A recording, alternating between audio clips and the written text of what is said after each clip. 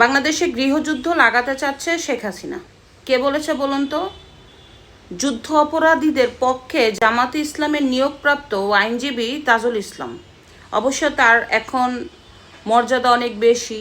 সে ওই যে আন্তর্জাতিক অপরাধ ট্রাইব্যুনালের রাষ্ট্রের পক্ষের চিফ প্রসিকিউটর। এখন তার কথা অনেক কিছু পরিবর্তন হয়, দেখতেই পারছেন। সে সেনাবাহিনীদেরকে নিয়ে কথা বললেও কেউ কিছু বলার মতো সাহস রাখে না।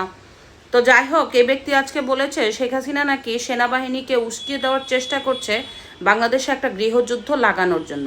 তো আসলে ওনার মাথায় একটু সমস্যা আছে। উনি হয়তো বা ভুলে গেছে এই গৃহযুদ্ধের কথা তার দলের লোকেরাই বলতো। প্রথম গৃহযুদ্ধের কথা বলেছে মাহফুজ, যে জুলাইয়ের অন্যতম নেতা হয়ে কোটায়, মানে জুলাইয়ের কোটায় উপদেষ্টা হয়েছেন। সেই মাহফুজ তার ভেরিফাইড পেজে অসংখ্যবার বলেছে আমরা গৃহযুদ্ধের জন্য প্রস্তুত আছি। এরপরে স্বয়ং আপনার উপদেষ্টা, মানে প্রধান উপদেষ্টা ডক্টর ইউনূস সাহেবও কিন্তু বলেছে যুদ্ধের জন্য আমাদের প্রস্তুত থাকতে হবে, যে কোনো সময় যুদ্ধ লাগতে পারে, এর জন্য আমাদের আগে থেকেই পর্যাপ্ত পরিমাণ প্রস্তুতি থেকে আমাদেরকে প্রশিক্ষণ নিতে হবে। এটাও কিন্তু ডক্টর ইউনূস বলেছে। সর্বশেষ জামাতে ইসলামের অন্যতম নেতা তাহের সাহেব, সে আমেরিকায় একটি সমাবেশে বলেছে আমরা যুদ্ধের জন্য প্রস্তুত আছি, যখন আমরা ক্ষমতায় আসব ভারতের বিরুদ্ধে যুদ্ধ করব, সেখানে 50 লক্ষ নেতাকর্মী জয়েন করবে, এরপরে আমাদের রাজাকারের যে নাম দেওয়া সেটা মোচন হবে।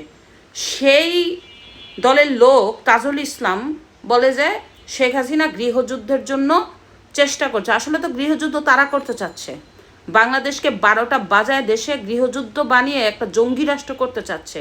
এর জন্যই পার্শ্ববর্তী রাষ্ট্রের যে ভারতের সাথে একটা যুদ্ধ লাগানোর জন্য উস্কানিমূলক বক্তব্য দেয়, তাদেরকে নিয়ে বিভ্রান্তকর কথা বলে, মিথ্যা তথ্য ছড়ায়। এগুলি তো যুদ্ধের পূর্বাভাস, এগুলি তো তারাই করতে চাচ্ছে। তারা কাদের এজেন্ডা বাস্তবায়ন করতে চাচ্ছে? কেন পাকিস্তানের লোক এত ঘন ঘন বাংলাদেশে আসছে? কেন পাকিস্তানের ISI এর প্রধান বাংলাদেশে আসছে? এটা কি কেউ জানে না? যারা দেশকে গৃহযুদ্ধের দিকে ঠেলে দিচ্ছে তারাই বলে অন্য কেউ গৃহযুদ্ধ করতে চায়। গৃহযুদ্ধ তো তারাই বানাতে চায়। তবে হ্যাঁ, দেশ অবশ্যই স্বাধীন হবে। এখন দেশ স্বাধীন নাই। দেশকে স্বাধীন করার জন্য সবাইকে ঐক্যমত হতে হবে, না হলে বাংলাদেশ ফিলিস্তিনি হওয়ার দ্বারপ্রান্তে। ধন্যবাদ।